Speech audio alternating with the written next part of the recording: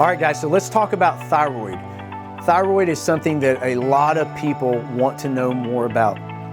It's estimated that about 15% of the adult population is actually taking a thyroid medication. If you look on GoodRx, for example, it always ranks in one of the top 10 most commonly prescribed medications in the United States. So it's a big deal. It's out there, everybody's using it.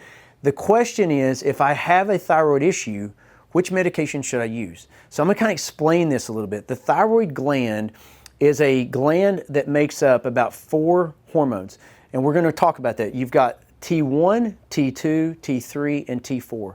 The number that I'm associating that with is the number of iodines attached to the hormone. So for all intents and purposes, when we're managing somebody's thyroid, we're looking at really T4 and T3 because those are the most abundant and what we would say are the most important when it comes to metabolic activity. T4 is your inactive form. It is the most abundantly produced thyroid hormone, makes up about 80% of the production.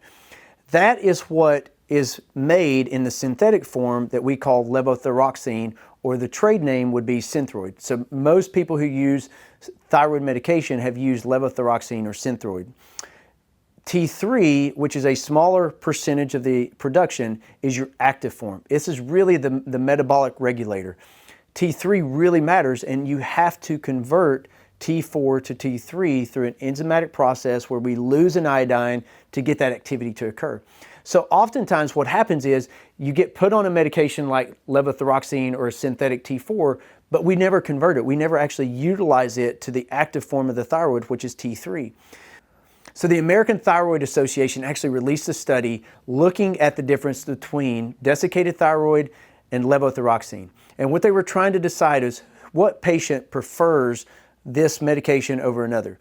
So they did a randomized controlled study for about 3 months, and what they found was that 49% of the patient population actually preferred a desiccated thyroid hormone to a levothyroxine or a synthetic.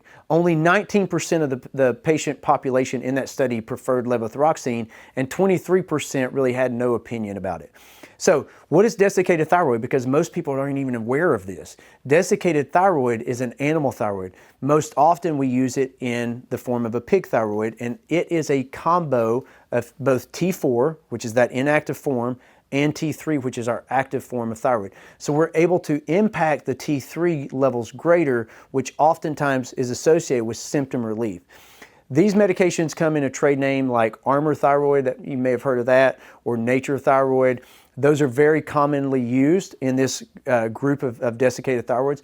But overall, I think this is an area where we definitely don't utilize desiccated thyroid enough, in spite of what the literature suggests when it comes to symptom relief with thyroid medication. I hope this is helpful. If you've got any questions about the use of thyroid medications and maybe which option would be the best for you, please feel free to email us at info@optimizehealthnow.com, or you can go on our website, optimizehealthnow.com.